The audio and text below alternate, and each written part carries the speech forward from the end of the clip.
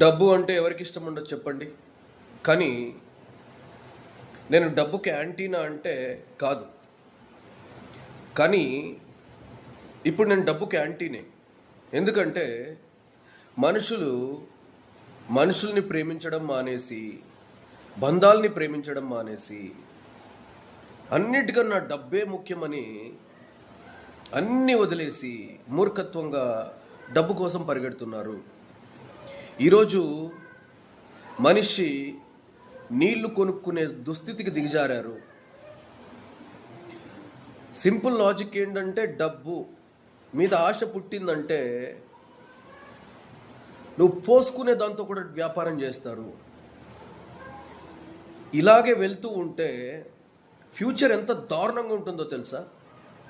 డబ్బు కావాలి, డబ్బు కావాలి, డబ్బు కావాలనే ఒక సైకలాజికల్ దీంతో ఫ్యూచర్ ఏమవుతుందో తెలుసా?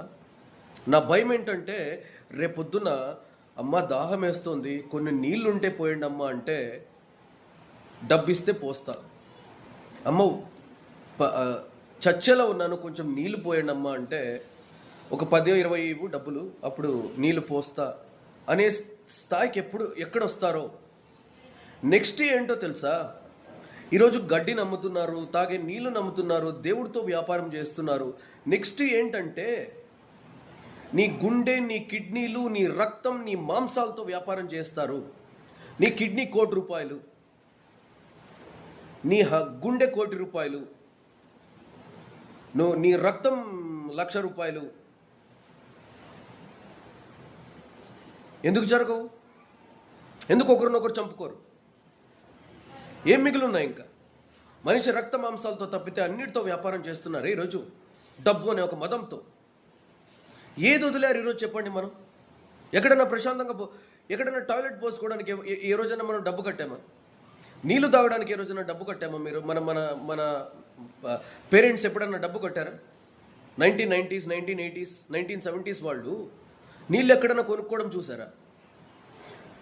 ఉచ్చపోసుకోవడానికి డబ్బులు ఎక్కడైనా కట్టడం చూసారా?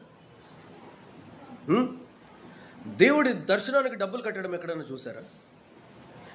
గడ్డి కొనుక్కోవడానికి డబ్బులు ఎక్కడన్నా ఇచ్చేయడం చూసారా? ఈరోజు ఏది అసలు ఊపిరి పీల్చుకోవాలన్నా డబ్బు కావాలి. ఎందుకు ఇంత సమాజం మూర్ఖత్వంగా వెళ్ళిపోతుంది?